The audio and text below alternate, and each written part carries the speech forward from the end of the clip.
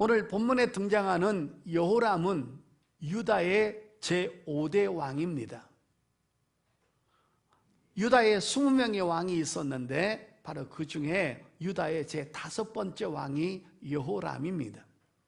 그런데 그 여호람의 바로 밑에 아버지 제4대 왕은 여호사밧 왕입니다. 근데 그 여호사밧 왕은 나라를 너무 잘 정치를 잘하고 하나님을 경외하고 하나님을 잘 섬기고 본인도 하나님을 잘 섬기고 백성들에게 하나님을 섬길 수 있도록 그렇게 기회를 주어서 그 나라가 굉장히 복을 받고 또 축복을 받은 그런 나라였습니다. 그래서 그렇게 축복받은 나라를 자기 아들 여호람에게 그 나라를 물려주게 되었던 것입니다. 그런데 여호람은 자기 아버지 여호사밧의 길을 걸어가지 아니하고 하나님의 뜻도 버리고 아버지의 뜻도 버려서 본인과 자기 나라를 유다를 크게 망치고 망하게 해서 하나님 앞에 큰 백성들과 본인 자신이 징계를 받은 그런 큰 불행한 왕이 되었던 것입니다. 그것은 아버지의 뜻도 거역했고 하나님의 뜻을 거역했기 때문에 결국은 하나님의 뜻을 거역한 그 본인과 백성은 하나님 앞에 나라들은 징계를 받지 아니할 수가 없었던 것입니다. 자, 오늘 저는 여호람에 대한 하나님의 평가에 대해서 말씀을 드리면서 우리가 이 길을 걸어가지 않고 그 아버지 여호사밧이 걸어갔던 길을, 믿음의 길을 걸어갈 수 있기를 예수님의 이름으로 축복합니다. 자, 그러면 그 하나님은 여호람에 대해서 어떻게 평가하고 있는가를 한번 보도록 하겠습니다. 6절 보겠습니다. 그가 이스라엘의 왕들의 길로 행하여 아합의 집과 같이 아니하였으니 이는 아합의 딸이 그의 아내가 되었습니다. 그가 여호와의 보시기에 악을 행하였으나, 그랬죠. 하나님이 여호람을 평가하실 때 그는 하나님이 보시기에 악한 왕이었다는 것입니다. 성도 여러분, 저를 잘 보시길 바랍니다. 저는 그냥 봐도 예쁘지만 자세히 보면 더 예쁩니다. 그러니까 잘 보시길 바랍니다. 우리 그리스도인들은요, 가장 중요한 것이 뭐냐면 하나님이 나를 어떻게 평가하느냐, 그게 중요한 것입니다. 국가가 나를 어떻게 평가하고 세상 사람들이 나를 어떻게 평가하고 가족이 나를 어떻게 평가하고 나를 아는 사람들이 어떻게 나를 평가하느냐, 이게 중요하지 않고 하나님이 나를 어떻게 평가하느냐가 가장 중요한 문제라는 것입니다. 믿으시면 아멘.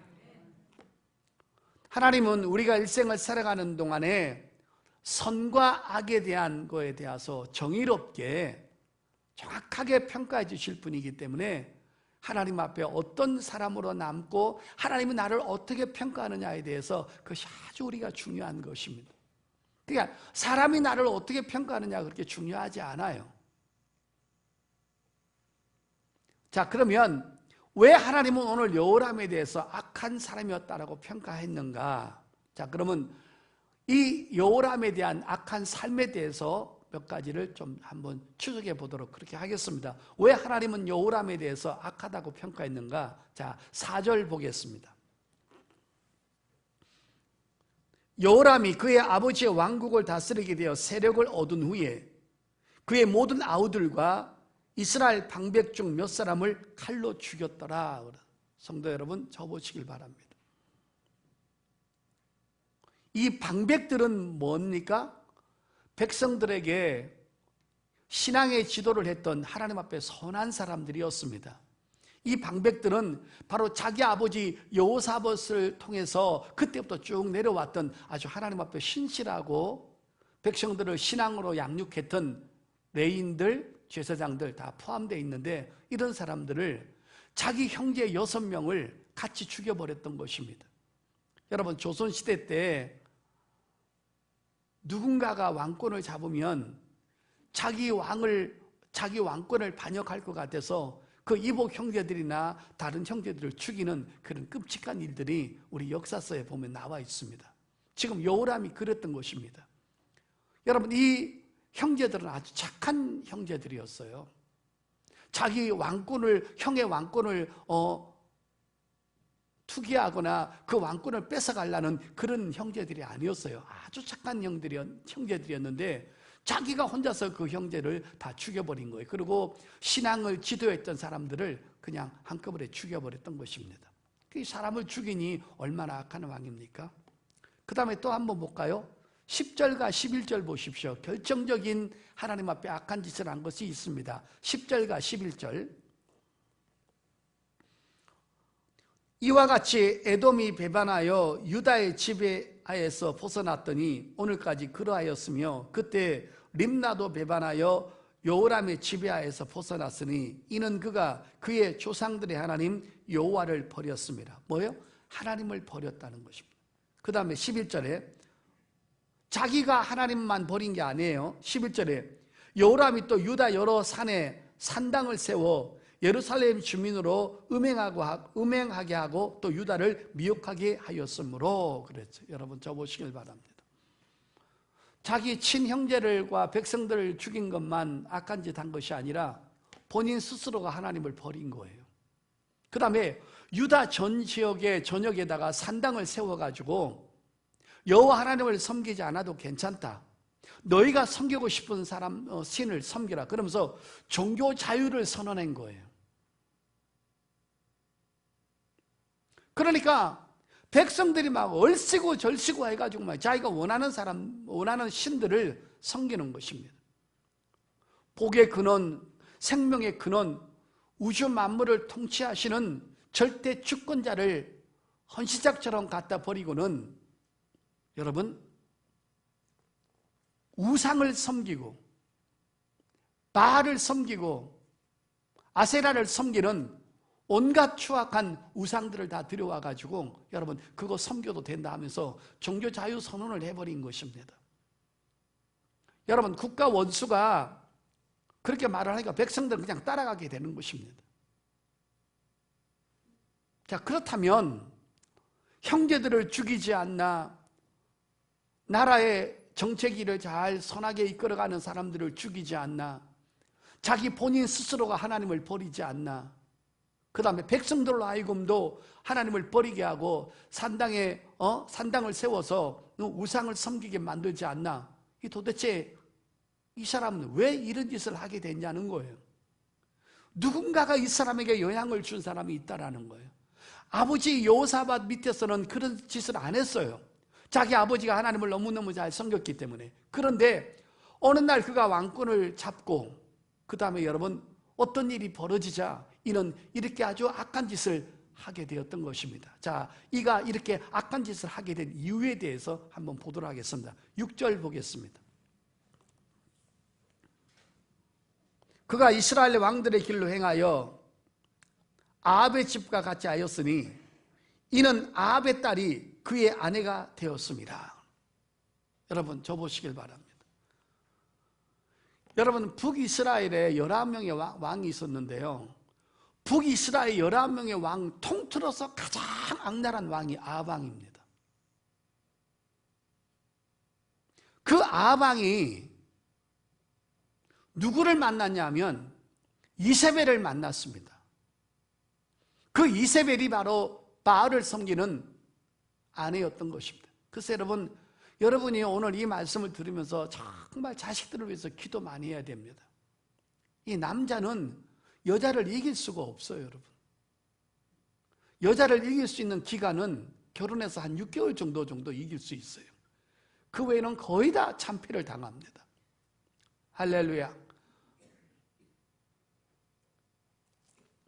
성도 여러분, 아니 자기 아버지 밑에서 그렇게 신앙생활 잘하다가 하나님 섬기다가 아합의 길을 행했다, 이 말은 자기 장인어른의 길을 행했다는 거예요.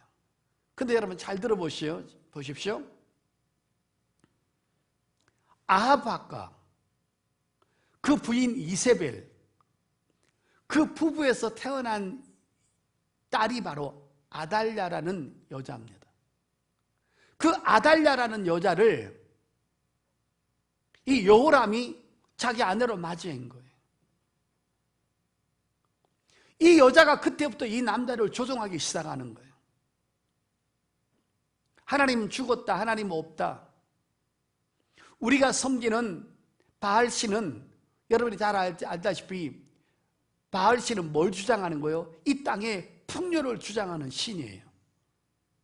농사를 잘 되게 하고 아들, 딸들을 잘 되게 하면서 우리나라가 이렇게 막강해졌다. 그러므로 그 바알신은 우리에게 육적인 축복을 많이 갖다 주는 신이다. 그 신을 섬겨야만이 우리나라가 더 부강해진다. 여자가 날마다 남편을 꼬드기는 거예요. 그러니까 여러분, 이 여호람이 그 여자한테 홀라당 넘어가가지고 그렇게 된 거예요. 여러분, 여러분의 아들, 여러분 딸들 결혼을 앞두고 있는 분들 기도하셔야 됩니다. 돈 많은 사람, 명예 많은 사람, 유명한 사람, 인기 있는 사람, 권력 있는 사람, 이쁜 사람과 결혼하는 것이 아니라 하나님을 두려워하고 하나님을 섬기는 그런 사람들을 만나야만이 우리 인생이 복을 받게 되는 줄 믿습니다. 여러분, 성경에서 말하는 복은 육적인 복을 말하는 게 아니에요. 온 천하를 다 가졌다 할지라도 하나님을 알지 못하고 예수 그리스도를 알지 못한다면 그건 복 받은 게 아니라는 것입니다.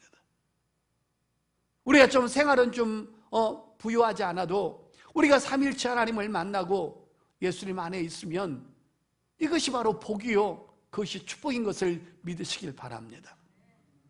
이 여호람이 아달랴를 만나는 순간, 아합과 이세벨의 딸 아달랴를 만나는 순간에 막 이렇게 그냥 처참하게 그냥 잔인한 사람으로 삐뚤어져 가면서 본인도 하나님 버리고 백성들에게도 하나님을 버리도록 이렇게 만드는 이런 아주 악랄한 왕이 되어버렸던 것입니다.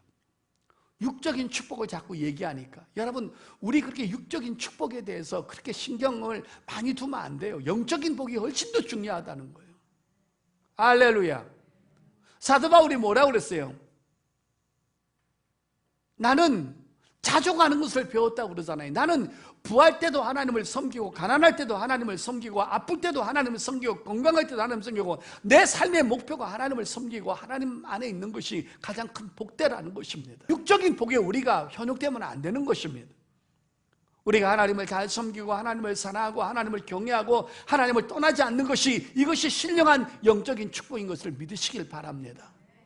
할렐루야. 그래, 여러분, 여자 하나 잘못 만나가지고 여러분 난리가 났어요. 본인도 타락에다가 온 백성들을 다 타락시킨 것입니다. 자, 그러면 하나님을 버리고 헌시작처럼 버리고 백성들로 하여금 하나님을 섬기지 못하도록 이렇게 많은 악행을 저지르고 자기 형제들과 하나님을 잘 섬기고 신앙교육을 하는 방백들을 쳐 죽여버리는 이 여호람의 결과는 도대체 어떻게 될 것일까? 하나님이 이런 사람을 그냥 내버려 두실까? 자, 한번 보겠습니다. 18절에서 20절까지인데요. 이게 아주 중요한 거니까 한번 보도록 하겠습니다. 역대하 21장 16절부터 읽고 금방 해석하겠습니다. 이런 여호람을 하나님은 어떻게 처리하셨을까? 자, 역대하 21장 16절부터 제가 읽습니다. 여호와께서 블레셋 사람들과 구스에서 가까운 아라비아 사람들의 마음을 격동시키사 여호람을 치게 하셨으므로 그들이 올라와서 유다를 침략하여 왕궁의 모든 재물과 그의 아들들과 아내들을 탈취하였으므로 막내 아들 여호아하스 외에는 한 아들도 남기지 아니하였더라. 이 모든 일 후에 여호와께서 여호람을 치사 능히 고치지 못할 병이 그 창자에 들게 하셨으므로 여러 날 후 2년 만에 그의 창자가 그 병으로 말미암아 빠져나오매 그가 그 심한 병으로 죽으니 백성들이 그들의 조상들에게 분향하던 것 같이 그에게 분향하지 아니하였으며 여호람이 32세에 즉위하고 예루살렘에서 8년 동안 다스리다가 아끼는 자 없이 세상을 떠났으며 무리가 그를 다윗성에 장사하였으나 열왕의 묘실에는 주지 아니하였더라. 아멘. 성도 여러분, 저보시길 바랍니다. 하나님을 배신하고 하나님을 버린 사람들의 최후를 오늘 본문에서 4가지를 정확하게 소개해주고 있는데, 오늘 본문에서 가장 중요한 단어가 2가지가 뭐냐면요, 하나님의 여호람을 치셨더라, 하나님이 여호람을 치셨다라는 이 치셨다라는 단어가 이 본문에 계속 연구부 2번이 나옵니다. 하나님을 버리고 하나님 뜻대로 안 살면 결국은 하나님께서 손을 댄다는 것입니다. 자, 하나님께서 여호람을 어떻게 치셨느냐? 첫째는 뭐냐면 블레셋 사람과 아라비아 사람들의 마음을 격동시켜 가지고 유다를 침범하게 했습니다. 야, 그 나라를 쳐버려라. 그러니까 불신자들의 마음도 하나님이 움직인다는 것입니다. 그래서 우리가 하나님을 두려워해야 되는 줄 믿습니다. 그래서 여러분, 그들이 쳐들어와 가지고요, 왕궁의 좋은 물건 다 탈취해 갔어요. 여호람의 아내들 다 탈취해 갔어요. 뺏어갔어요. 그 다음에 여호람의 아들들 전부 다 여러분 포로로 잡아갔습니다. 한순간에 그 아름다웠고 막강했던 나라들이 한순간에 침몰해 가지고 여러분 모든 국력을 잃어버리게 되었던 것입니다. 다 빼앗겼던 것입니다. 두 번째는 하나님께서 여호람을 치셨는데요, 하나님이 치셨기 때문에 어떤 약을 써도 낫지 않는 거예요. 그래서 하나님이 못 고칠 병으로 쳤어요. 근데 그 병이 뭐냐면 이 창자의 병이 들었는데 너무 2년 동안 고통스러운 것입니다. 하나님이 때리셨으니 의원이 필요 없고 배약이 필요 없고 점점 고통스러워서 앓고 가다가 심지어는 2년이 지난 다음에 어땠냐면 이 창자가 바깥으로 튀어나왔어요. 그래서 여러분 결국은 여호람이 그렇게 생을 마감합니다. 32살 때 왕이 올라가 가지고 예루살렘에서 8년을 치르했으니 겨우 8년 동안을 왕으로 있는데 여기서 얻어 터진 것들을 빼게 되면 정상적인 국가를 다스린 적은 몇 년 되지 않는다는 것입니다. 세 번째, 창자가 터져서 나와가지고 죽으니까요, 백성들이 저건 하나님 앞에 저주받았다, 저런 왕은 내가 분양할 수 없다. 여러분, 일개 나라의 왕이 한번 죽어보십시오. 백성들이 다 울고 그러지 않습니까? 그리고 거기에 분양하고 조의를 표현하고 아까운 분이 돌아가셨다고 하는데 그가 창자가 터져나가서 하나님 앞에 심판받아 죽은 것을 생각하고는요, 한 사람도 그 사람 앞에 분양을 안 하는 거예요.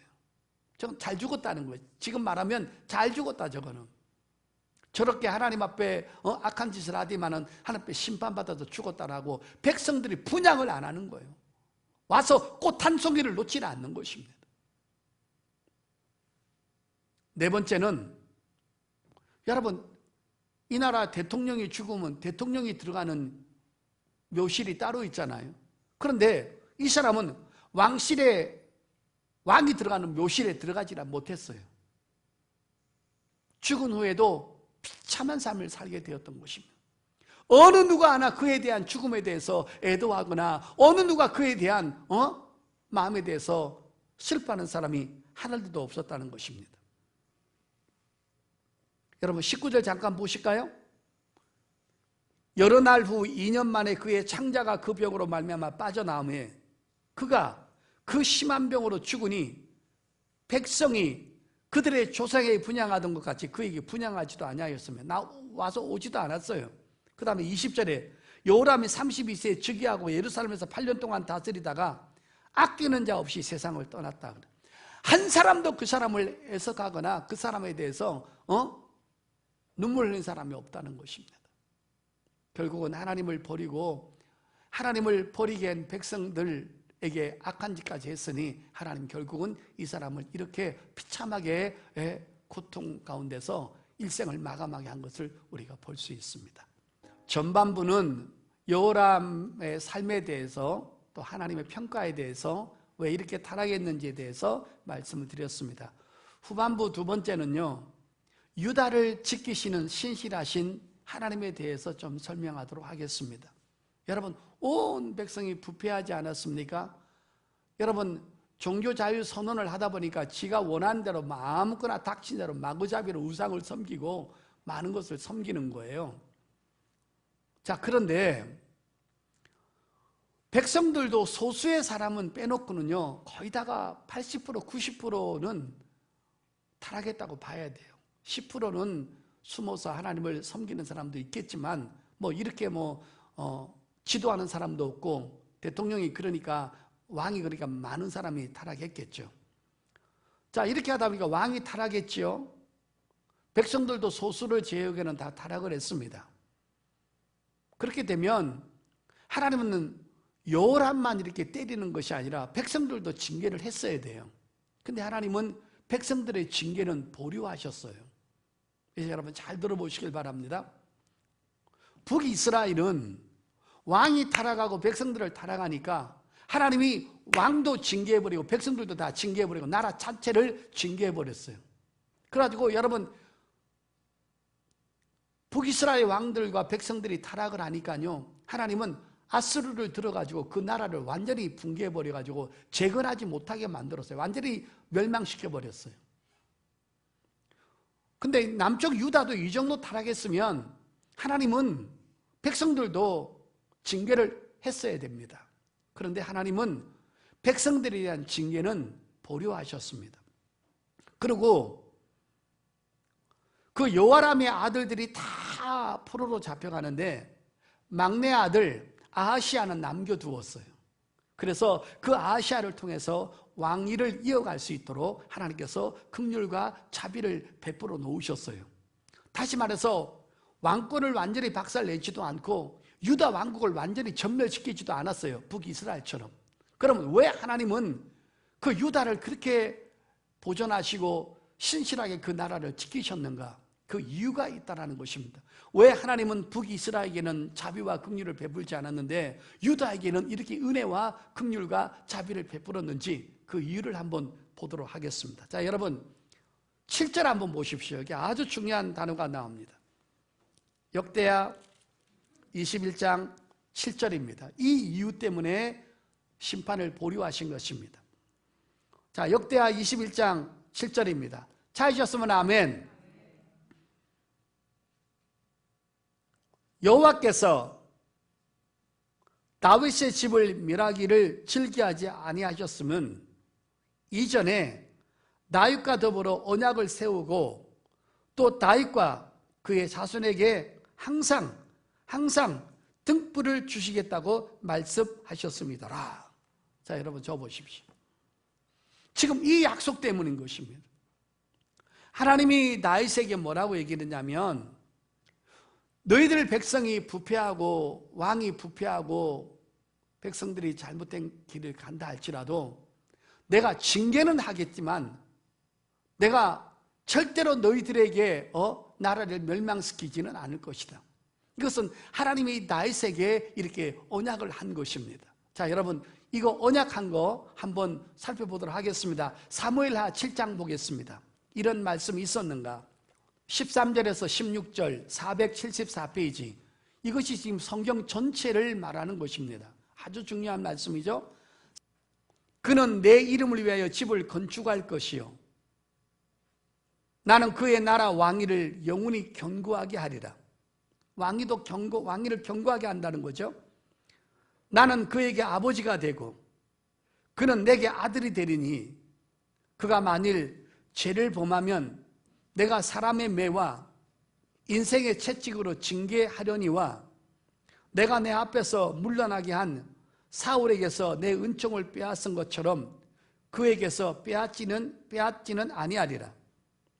내 집과 내 나라가 내 앞에서 영원히 보존되고 내 왕위가 영원히 견고하리라 하셨다 하라. 아멘. 저 보시길 바랍니다. 이게 하나님이 다윗과 언약한 것입니다. 너희들이 타락하고 잘못하면 내가 때릴 수는 있다라는 거예요. 포로로 잡혀가게 할 수 있다라는 거예요. 국가의 재앙을 일으키게 할 수 있다라는 거예요. 너 아프게 할 수도 있고 맴매할 수도 있다라는 거예요. 그러나 유다와 너희들을 절대로 왕위를 이어가도록 하고 그 나라 전체를 버리지는 않겠다. 이렇게 하나님께서 다윗과 약속하시고 언약을 한 것입니다. 여러분, 등불을 끄지 않겠다는 것입니다. 다윗 왕가에게는 등불을 끄지 않겠다는 것입니다. 여러분, 성경에서 등불은 바로 생명을 말하는 것입니다. 사랑하는 성도 여러분, 바로 이 다윗의 후손으로 온 인류를 죄에서 구원하실 메시아가 오는 그 왕가의 족보이기 때문에 하나님은 그 유다를 멸망시킬 수가 없었다는 것입니다. 할렐루야. 하나님은요, 이렇게 신실한 약속을 꼭 지키신다는 것입니다. 여러분, 다윗의 후손으로 오시는 우리 예수 그리스도는 생명의 등불인 것을 믿으시길 바랍니다. 구원의 등불인 것을 믿으시길 바랍니다. 제사함의 등불인 것을 믿으시길 바랍니다. 어둠을 몰아내고 사망을 몰아내어서 영원한 생명의 빛을, 등불을 우리에게 밝기로 이 땅에 오시는 메시아인 것을 믿으시기를 바랍니다. 여러분, 이 언약 때문에 하나님은 이 유다 백성들에게 여러분 징계를 보류하신 것입니다. 그래서 여러분, 그 나라가 계속 보존되도록 만들어 놓았고, 여러분, 여호람에게 여러 아들이 있었는데 다 잡혀갔는데 아하시아 왕을 남겨두신 이유는 바로 그 왕권을 이어가도록 하게 난 다음에 그 후손 가운데 언젠가는 성령 충만한 왕이 태어나고 그를 통해서 여러분 메시아가 오시기 때문에 우리 여러분, 그 하나님은 그 유다의 사람들에게 다 징계를 하지 않고 멸망시키지 않았던 것입니다. 우리가 여러분 이 세상을 살아가는 동안에 하나님께서 기뻐하는 일만 하지 않습니다. 우린 때로는 실패하기도 하고, 때로는 실수하기도 하고, 때로는 하나님의 마음을 아프기도 하고, 때로는 타락하기도 하고, 때로는 죄를 짓기도 하고, 여러 가지 하나님 뜻대로 살지 못할 때가 있습니다. 그러나 우리를 멸망시키지 않고 우리를 때리시기는 하지만 우리를 영원히 버리지 않는 것은 바로 우리가 예수 그리스도를 구원의 주로 믿고 있고 다시 오실 메시아를 기다리고 있기 때문에 하나님은 우리를 징계하고 때리시긴 하지만 우리 절대를 버리거나 우리를 모른다 하거나 우리 여러분을 포기하는 일은 없다라는 것입니다. 할렐루야. 사랑하는 성도 여러분, 여러분 집안 잘 한번 보십시오. 여러분 5명이 여러분 집안에서 사는데 여러분 한 사람만 예수를 믿는 거예요. 4사람은 하나님이 싫어하는 짓만 하는 거예요. 우상 섬기고 예수 믿는다고 핍박하고 하나님 있으면 나와보라고 그러고 삶 자체가 자기를 위한 삶이지 하나님의 영광을 위한 삶은 하나도 안 사는 거예요. 그런데도 하나님께서 그 가족들을 심판하지 않고 보류하시는 것은 예수 믿는 우리가 있기 때문에 하나님은 보류하신다는 거예요. 따라서 나는 복의 근원이다. 여러분, 내가 복의 근원인 것입니다. 여러분, 여호람이 그렇게 타락을 하고 여호람이 그렇게 하나님을 징계해도 그 개인은 징계하지만은 여호람이 잘못했을 때 하나님 그 개인은 징계하지만 백성은 보류하시는 거 보십시오. 우리 가족들 중에 하나님을 믿지 않고 하나님을 대적하는 사람이 있다 할지라도 하나님이 그 사람을 보고는 복을 줄 수 없어요. 하나님이 그 사람을만 보면 당장 징계하고 싶어요. 그러나 그 무리 가운데 복의 근원 우리가 하나 끼어있기 때문에 우리 때문에 여러분 그들을 징계하지 않고 기다리고 있다는 것을 믿으시길 바랍니다. 오늘 또 집에 가셔서 남편 앉혀놓고 나 때문에 네가 복을 받는 거 아니야 해가지고 또 야단 맞지 마시고 이거 우리끼리 얘기를 하는 거예요. 할렐루야. 그러니까 여러분 내가 복의 근원이기 때문에 여러분 내가 무너지면 여러분 집안은 이거는 초토화되어 버리는 거지. 그래서 여러분 우리가 복의 근원인데 복의 근원이 또 다른 사람 예수 믿는 사람 복의 근원하고 결혼한다면 그 집은 불보듯이 잘 되는 것입니다. 할렐루야. 믿습니까? 여호람이 아달랴 부인 하나 잘못 만나고 이렇게 그냥 패가 망신하지 않습니까? 하나님은 예수 그리스도를 믿고 예수 그리스도 안에 있는 저와 여러분은 절대로 어떤 일이 있어도 포기하거나 떠나시거나 버리거나 우리를 여러분 안 본다고 말하신 적이 없다는 것을 꼭 믿으시길 바랍니다. 예수만이 나의 생명이십니다. 예수만이 나의 전부이십니다. 예수만이 우리의 구원주 되시는 것을 믿으시길 바랍니다. 여러분 종교 자유는 있을 수가 없다는 것입니다. 오늘 여러분이 여호람이 종교 자유를 선언해가지고 아무 신이나 믿고 싶은 대로 믿어라. 절대로 여러분 우리가 이 세상을 살아가면서 신앙에 타협을 해서 안 될 것이 바로 종교 자유인 것입니다.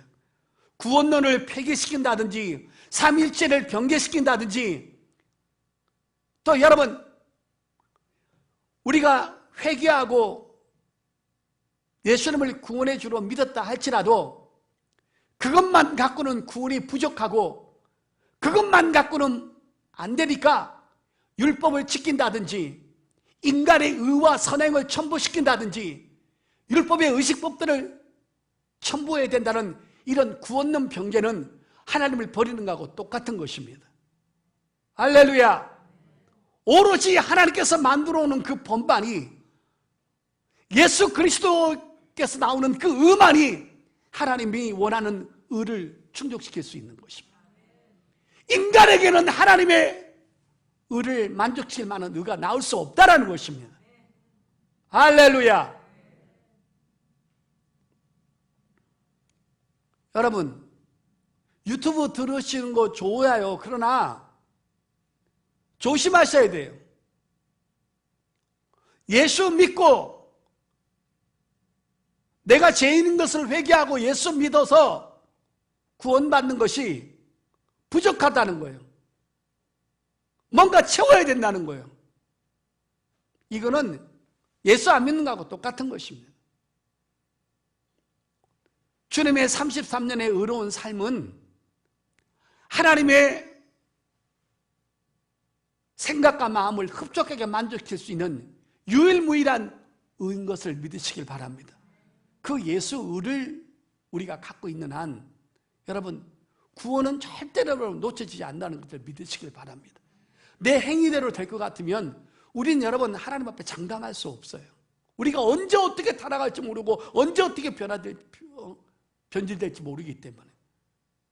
믿으시면 아멘. 사랑하는 성도 여러분, 자 갈라디아서 한번 찾아보도록 하겠습니다.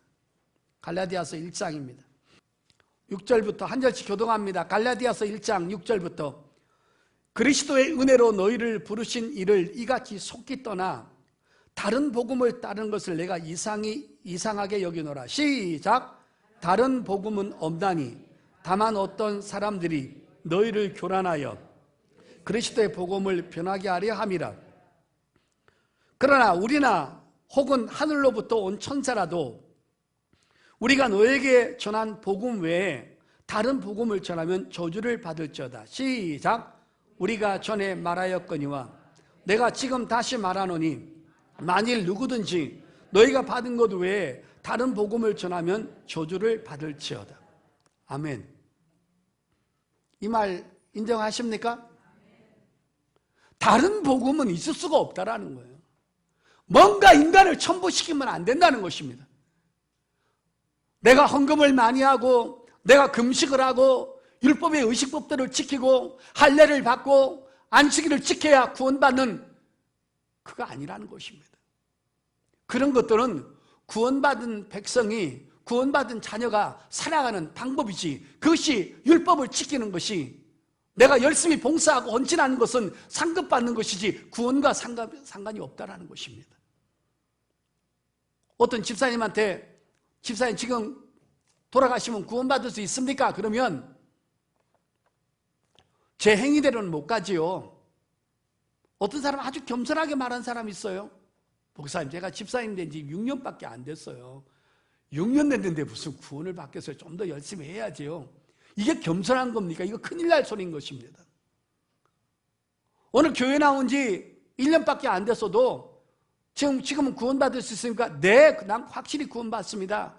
왜요? 내가 죄인인 것을 고백했고 또 나의 죄를 없이 하기 위해서 하나님의 보내신 자 메시아 예수 그리스도를 내가 구원의 주로 믿고 주님이 33년 동안 사는 그 의로운 행위를 내가 믿고 있기 때문에 주님의 의 때문에 구원받습니다.